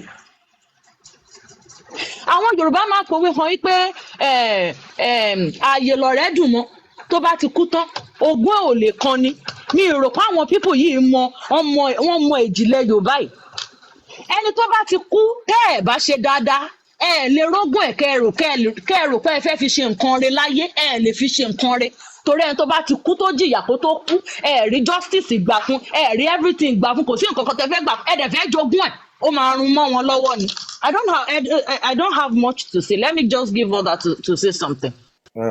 Okay, thank you so much. Thank you, brother. Ẹgbẹ́ kọ̀ yín náà. Ẹgbẹ́ kọ̀ yín bẹ̀yẹn. Hello. Ma. Nǹkan tí mo fẹ́ sọ is that ní give up ṣó ti yẹ yín. Ṣé ẹ rí ẹ jẹ́ kí àwọn Lagos state government ẹ jẹ́ kí wọ́n ṣe tiwọn ṣó ti yẹ yín. So nígbà tí gbogbo result bá jáde tán ti conclude then ó máa jẹ́ case àwọn lawyers ẹni tó bá fẹ́ support mi tó bá pẹ̀lẹ́ mute ara yín sọ́dà sọ̀rọ̀ sí fẹ́ sọ kò ní lè bọ́ sí gbogbo ìta. Wàá sọ ìta busy lọ́wọ́ ìdáwọn. Ẹ jẹ́ kí n kọ̀ ṣọ́ṣọ́tì sí nǹkan ṣe nǹkan tó pọ̀. No, ẹ jẹ́ mi ò lè ṣe sá ni mo fẹ́ gbé kọ́ọ̀lù náà báyìí àwọn busy láwà yìí mi ò lè dìde ń báyìí. Kò sí wàhálà di ó lọ sí ìta máa ṣe ìgbà tó bá ti yanjú ẹ̀. Èmi á pè yín tí n bá ti ṣe tán. Hello, rush hour ní time. Hello. Ẹ kú ìjíròrò náà. Ṣé rí àwọn boys Nàìjíríà yẹn ayé wọn ti bàjẹ́. Àwa mọ̀ pa wá ti kúrò Nàìjíríà o. A dẹ̀ ṣe ń struggle. Èmi ti lò 14 years American thing. Mo ṣe ń struggle. My brother, owó tí mo make is like 250 something million owó Nàìjíríà every year. I'm telling you as I am, mi ò tí ì ra ilé, mi ò tí ì ra anything. Though mo tọ́jú àwọn ọmọ mi. But,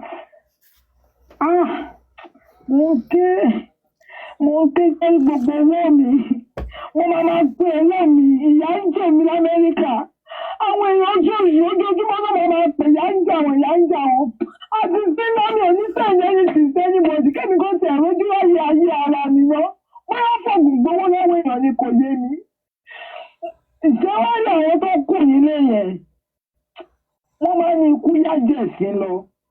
Nǹkan tó bá mú àwọn boys Nàìjíríà àti gbogbo obìnrin àti gbogbo wọn tí wọ́n lè jà fúnra wọn ayé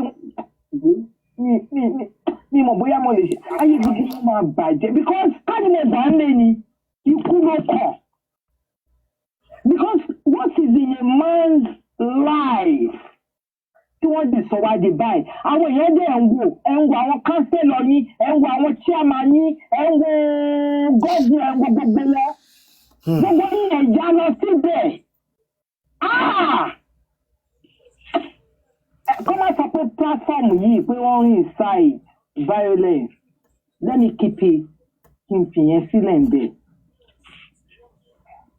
because níbi táwa wà yìí tó bá jẹ́bi iṣẹ́ lásán èèyàn kan ti ṣe nǹkan kan fún ẹ ṣó yẹ you be able to stand up.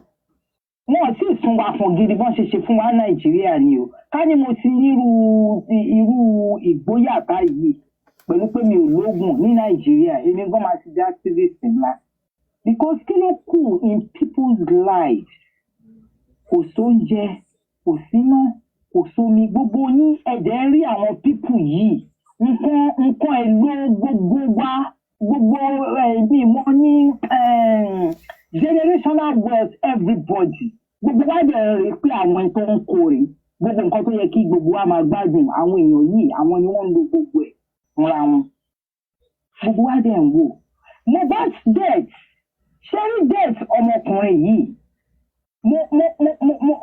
mo fẹ́ assassin nínú ọkàn ara mi wípé orogún òwò ó pẹ̀lú nǹkan tó pa Mohbad because wọ́n ti rí pé bí bàbá yẹn ṣe ń lọ àmọ́ Mohbad tẹ́lẹ̀.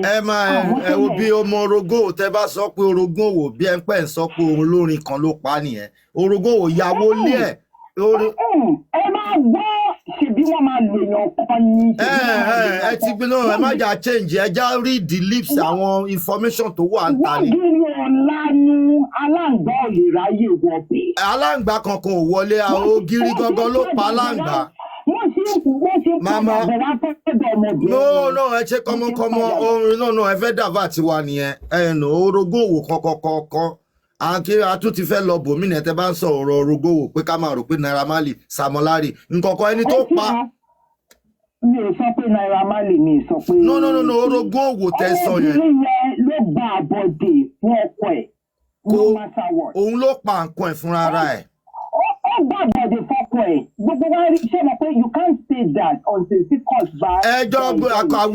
I will work with the information outside. Oye, I will work with the information outside. Are you getting my point? So that's what I'm working with. All right, ẹ ṣé gan. Ẹ ṣé gan ma. àti ẹjọ́ mo fẹ́ bọ́ọ̀lẹ̀ mo fẹ́ fi àkáǹtì mi kejì wọlé mo fẹ́ lo fóònù yìí. wọ́n ní ń tẹ̀síwájú wọn ò tí close ní inquest. Náà torí ẹ̀ ní yọ́ọ̀kì tó náà ṣe ní mi ní kú omi báyìí mi ní lọ́ọ̀bì kankan. Now wọ́n náà bend ọrùn ẹ̀ wọ́n náà tún bend ẹsẹ̀ wọ́n ní injury wà lọ́wọ́ ẹ̀ wọ́n ní wọ́n tún ní superficial injury.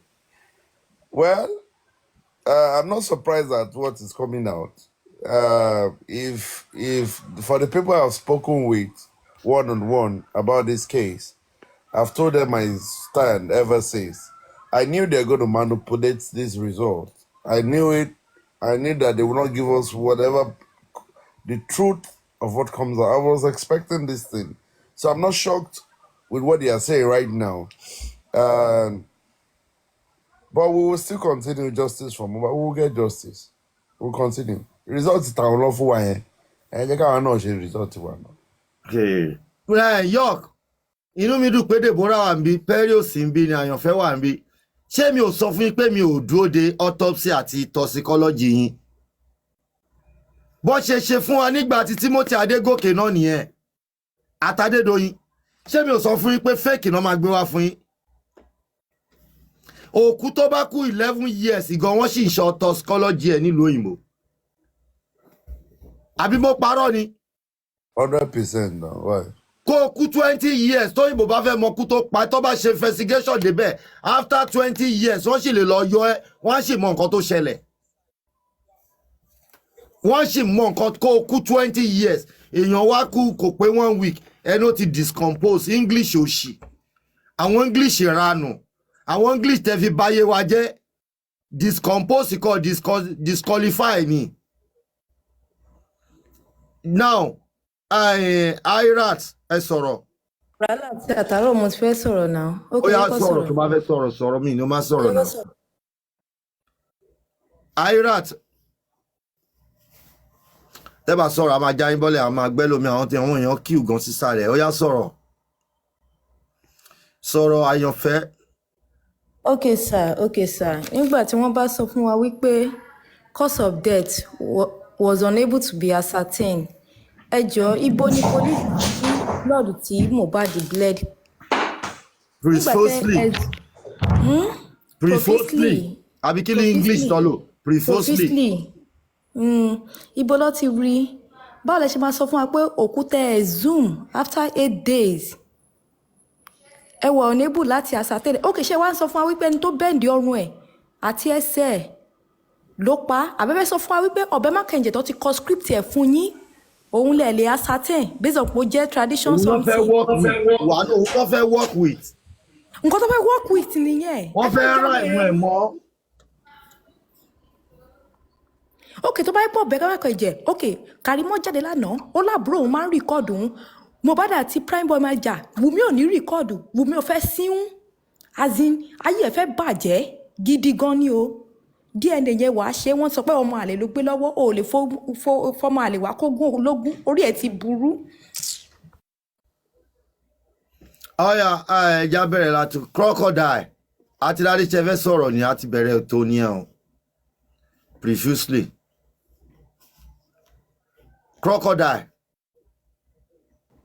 Yeah. Crocodile, do you want to say anything? How are you? Oh, serious gun. Yeah, good morning. Good afternoon, everyone, depending on location. I just want to say this is just a coroner inquest. We still have a long way to go. Just because we're not satisfied with the interpretation of what is going on doesn't necessarily mean that the case is over. There's still the services of the private toxicologists that Mohbad's father is going to do. And also, there's still going to be the account of Primeboy he talked about the CCTV still working. So we can still do a research on the CCTV to unravel the cause of death. So we don't necessarily mean that this is over. It's just a coroner inquest. It's just like they are trying to scratch the surface. It's not the end. They're still going to go to courts, okay? And they're still going to do a lot of things. So, and the testimonies of Prime Boy has unraveled more the case of the paternity, as we have been talking about. And yeah, they are still going to also employ the services of a toxicologist, private toxicologist. So it's not the end of the road. I don't know why people are saying they're heartbroken, they're this, they're that, they're this, they're that. I don't know why people are saying they're heartbroken, they're this, they're that.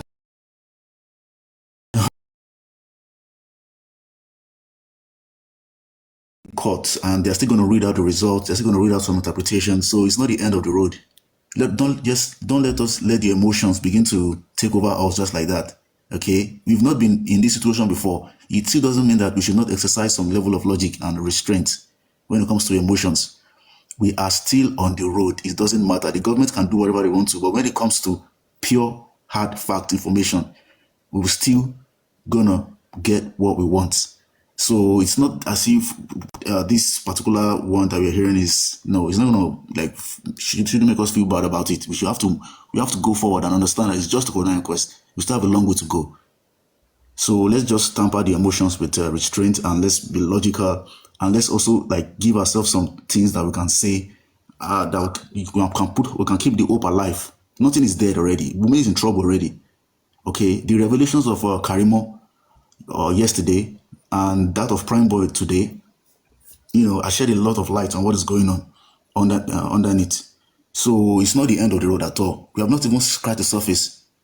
Okay, so if we still have the autopsy, they have the toxicology, private one to be done, and the CCTV research has to be done also.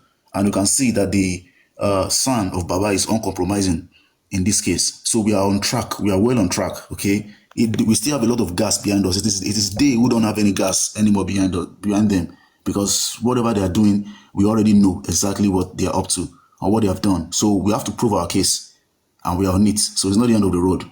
So let's keep that emotion, let's keep it away, and let's begin to show some level of mental resilience. Thank God Arifa and Veron is out.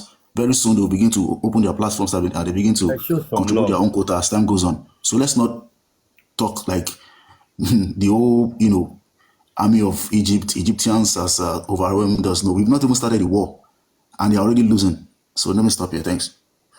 Thank you very much. And Arike Ade. Can I say something, sir? All right. Thank you, Crocodile. You have said it all. No emotion. The case is just starting anyway. Do we know that we did not even put our mind? Our focus sí gan pé wọ́n bend ẹsẹ̀ Mohbad. According to them now, the neck was bent, the leg was bent, the casket, it was fake, and the slight wound that they saw on his forearm. So the case is just starting. Wunmi needs to let us know who put Mohbad in the casket, Papa. We need to know who put him in the casket by bending his leg. Bending his leg. Ma, kí lẹ sọ ẹ̀gbọ́n? Kò mọ̀, ó ń ṣe jollof rice ní time yẹn. The case is just starting. We are not relenting. My person. We are not relenting. We are not moved with whatever they say. Thank you very much. How will you tell us that you brought something to America here, and you are telling us a body of 8 days decomposed, that they cannot see anything? That's a big lie. Even ọdún kan wọ́n ṣe autopsy ọdún kan. Bọ̀bọ̀ Timothy gangan. Like ọ̀rọ̀ tẹ́ ń sọ, èwo ni ọdún kan. Timothy nkọ́sẹ̀. Wọ́n lọ ṣe ọdún mẹ́wàá kó ti di skeleton. Timothy nkọ́sà, ṣé Timothy wọn exhume Timothy jáde? Kí tó get psychology. Dáadáa. So they are just playing us, but ó ti wọ́n wá gbàgbé pé àwọn kàn fi finger rò wá lọ́pọlọ ni. Ọpọlọ wa ṣiṣẹ́ gan. If they don't want to give us this case, Baba will still sue Wunmi to ask for the death of his son. You claim to be his wife. We need to ask you. Wunmi need to be sued. Tell us what happened to Mohbad. The case is just starting anyway. They are lying. Which hospital not West America? We need to know. They gave us one name. They mentioned one laboratory, which some people give a call to the laboratory, and the lab they did not disclose any result. They said that it can only come from people that gave them this thing. So we don't know how far that one is true. But the book of contention is they lied. They read negative result for us. It was negative result they read. They lied. How can you tell us that there's no blood in Mohbad's casket? The blood that everybody can use, we can see korokoro with our eyes. Thanks. That there was blood inside that casket, and you said there was no blood. Thank you for showing me love. We can see sawdust in the casket. You told us that the casket is fake. Then the person that bought the casket should be questioned. The person that bought the casket should be questioned if the casket is fake. Now that guy had to go and put Baba inside car. Baba was crying. But we are going to implore Baba effort combale. Oba ni kò tí bàjẹ́ àṣẹ̀ṣẹ̀ bẹ̀rẹ̀ ní àti lọ sí criminal court. Effort combale Baba. Ọlọ́run àánú omijé yín nù. Thank you very much. A máa rí ìdí ẹjọ́ ìlórúkọ Jésù. Thank you everybody. And Arike Ade. Arike Ade. Arike Ade o. Arike mi wá sọ̀rọ̀. Arike Ade o. Samson. Arike ò sí bẹ́ẹ̀ jà. Samson. Brala tí ẹgbẹ́ Perry wọlé. Ẹgbẹ́ Perry wọlé ìjọ. Ẹgbẹ́ Perry wọlé. Brala tí ẹgbẹ́ Perry wọlé. Hold on, mo ti gbọ́. Ma. Ẹ kúrò lẹ́sà àpò ètò. Àwa ni a. Àpò ọjọ́ mẹ́ta. Ṣé mo pé ẹ máa ń sọ pé ẹ dúró de toxicology àti autopsy ó dẹ̀ jẹ́ bẹ́ẹ̀ lóòótọ́. Àwa ti jà. Nàìjíríà aṣẹ́ tí rí ara nǹkan tá a fi sọ pé Nàìjíríà kò lè sún kúrò níbi tó wà yẹn mú kódà kí wọ́n máa pín oore lọ́fẹ̀ẹ́ kò lè kàn wọ́n mú. Kí wọ́n máa pín lọ́fẹ̀ẹ́ wàláì kò lè kan Nàìjíríà mọ́ tí wọ́n bá wá justice fún Mohbad. Ebi ní pa mọ́nàmọ́ná kú ebi máa pa wọ́n kú Nàìjíríà yẹn ni ebi. Kí ló dé? Wọ́n wá ń sọ pé wípé àwọn ọlọ́pàá wọn ń ṣe dáadáa bí ọbẹ̀ ọlọ́kà báyìí. Ṣé rí ọlọ́pàá tó ka kiri yẹn kò ní dáa fún gbogbo àwọn ọmọ rẹ̀. Ọmọ rẹ̀ máa kú kò jìjì wọ́n máa wá justice tì fún ọmọ rẹ̀ títí ẹ̀ náà ni. Àwọn olórí burúkú kẹ́yìn máa ní ojú tì kankan báyìí Nàìjíríà ò ní ojú tì kankan. Ṣé nǹkan mi ń bẹ́ẹ̀ ni? Àmọ́. Ẹ ṣe wá fake tó yìí. Ẹ̀dẹ̀ wọn máa pariwo pé ìlú yín pọ̀ wípé ẹ̀yin lọ̀gá níbo a máa padà lé yín lọ lẹ́sẹ̀ ọdún wọn bá ń gbọ́ kò síbi tí Nàìjíríà dé ojúmọ́ máa tì yín ni ojúmọ́ máa tì wọ́n àwọn tí ó wà bí ẹja ẹni tó wà lórí kọ́ yẹn já dànù kí ni mo wọlé náà. Ìjà má bulu wa kí ló dé. Kí ni mo wọlé náà. That's too bad. That's too very bad. No. Brother but sorry, I just want to chip it, Brother T. The situation that we are in currently calls for us to see the light at the end of the tunnel. A lot of us, girlfriend there, my name. most Nigerians do not know what the process is. This is a coroner inquest. Coroner inquest is not full investigation. You can see that different eyewitnesses and witnesses has been called to give their accounts. Some of them have lied. Some have said the truth. So there has not been any conscious or intense effort to investigate the accounts of each eyewitnesses. So anybody can go on the coroner inquest and say whatever they feel they want to say to exonerate themselves or to exonerate any collaborator in this case. So after coroner inquest, then you have the court where we all go to argue and present evidence and do intense investigation to unravel the case as it is.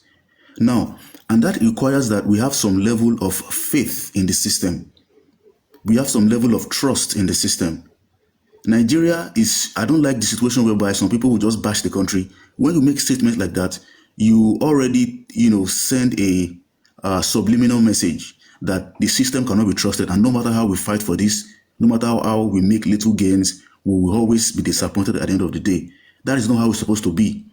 We're supposed to make certain statements that show that maybe we are kind of disappointed at the way this case is being dragged by the authorities who are concerned, but we should also give ourselves some hope that we are in this system and this system will work for us as long as we can show some level of resilience, determination, unity, and focus. And it will work for us. And it has worked for us to some extent. It's just that we don't want to admit some of it. But because in this case now, AR and Veron was released because we trust that they're going to be released. Okay, so let's not allow people to come and start saying, some damaged statement about the country, because when you do that, you kind of, douse the mental strengths of most people on this platform who are not really mentally strong enough to, bear what is actually going on. So we need to show some faith in the system. We need to give ourselves that, okay, we can pursue it, we can get it. Let's not talk about because Nigeria is not like the United States or it's not like Germany or UK and begin to feel that we are already a failure from the outstart. I don't think that is a very good thing, especially on the mental health of most of us who are actually in this for justice for Mohbad. Yeah, please. You can show some level of you can criticize the lackadaisical manner in which this case is being handled by the concerned authorities in this case, but you should not make a sweeping indictment on the entire country and make it look as though the system is a failure and it can't work for us. It's just like you are defeating, you are telling us that the battle has been lost from the beginning. That's not fair. The system will work for us if you can be determined. That's why we have a constitution. And the constitution guarantees your rights. It does not give you the right. It guarantees that as long as you show patriotism to this country and as long as you're a citizen of this country, we guarantee that your universal rights will be protected. Okay, so when we stand on that, then we will win this case. Just like we are trying to do in this game. We have been winning. So we will win. And we are making gains already. So let's not make anybody come in and start making that certain negative statement that endows the mental strength and the momentum of the moment. Thank you. Thank you very much, Crocodile. Let me add. I'm sorry, can I say something? Sorry. Let me quickly, but I want to drop this. Sorry. York, I want to direct my questions to you, please. When they said they did toxicology and autopsy, Shebi both Loloshe, if I may ask. Shebi Koto she anything, Shebi Oma Koko take picture and Koti won Loshe, no one thing one. The previous pictures and the one they did. Did they show us the previous picture? Did they show them the previous picture at the coroner inquest?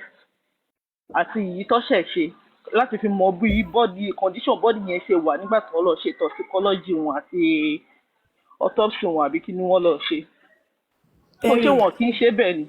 Tẹ́lẹ̀ there will be live video tó bá ń ṣe tí pathologist bá ń ṣiṣẹ́ wọ́n gbọ́dọ̀ máa ṣe fídíò lọ so wọ́n gbọ́dọ̀ ṣe wá fídíò yẹn ṣé body tó bá ń send. Exactly. So ó máa ní pictures tí wọ́n yà sorry ó tẹ̀ bá jẹ́ video like pictures nǹkan tí mo fẹ́ lọ ṣe example nǹkan tí màá ṣàyà picture sí orí fóònù as a doctor àbí pathology àbí kí ni wọ́n pè wọ́n ṣé nǹkan tí mo sọ ṣó yé yín so they should give us the picture they took kó tó di pé wọ́n lọ ṣe nǹkan tí wọ́n lọ ṣe yẹn.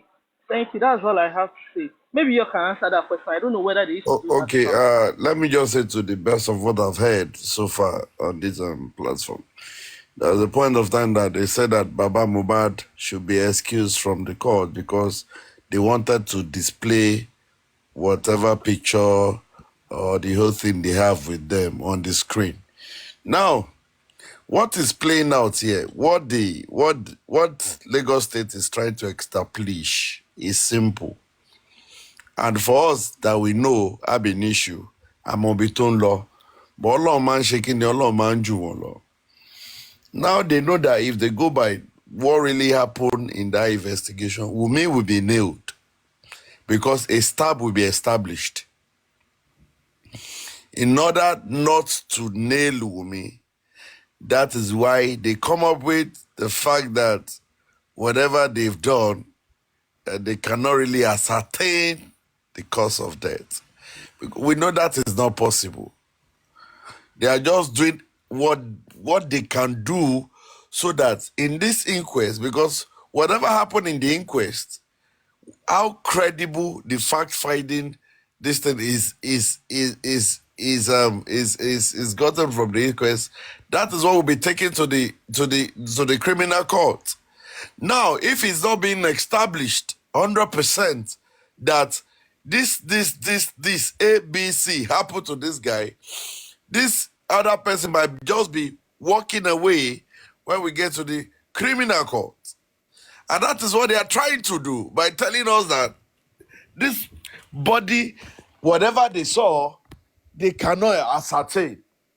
Because definitely, if the result ascertained that there was a stab, by now, Wumi Amatimazogbe Atigbe Mama really Adimama Sinlozigbe Biewon. But what the government of Lagos is trying to do right now is to exonerate, for my own opinion, is to exonerate Wumi. And this is why she said we should wait for autopsy. Now ask myself a question. Who are the key people playing this dirty role against justice? You can see that technically the government is involved. Now, we need to do the needful. And the needful is simple. I know Wahab Shitu has a chamber, he's got his pathologies, he's got this thing. Berekete will do his own. Baba Mohbad too will carry out his own. And let me tell you, like I always say, it's going to be a long journey, a long ride. Don't let us be discouraged. We've waited for 8 months. Any other months they are using delay tactics so that people's minds will be off the case and they will, no, possible. Possible. We're going to cross our hands and we're going to be watching them. We'll be doing the needful by calling out this authority to do the needful. How can you come out and tell us that there was no blood in the coffee? When this body was being exhumed, we saw blood. And people are saying, this is a fresh blood. And you are now coming up that there is no blood in the coffee, the minor injury on his arm and the superficial injury, blah, blah, blah. Whatever you say, I can assure the public that there was going to be PI will be involved, private investigator will be involved, private autopsy will be done, private toxicology will be done. Whether they like it or yes, we are going to go to that far. And whether we like it or yes, this is one thing I know from Abinishul get-go, that DNA, that DNA will be done. And by God's grace, it will start bringing an end to when you father a child that is not yours. No. Now, the truth that is there is that I'll call you back. The truth there is that whether ego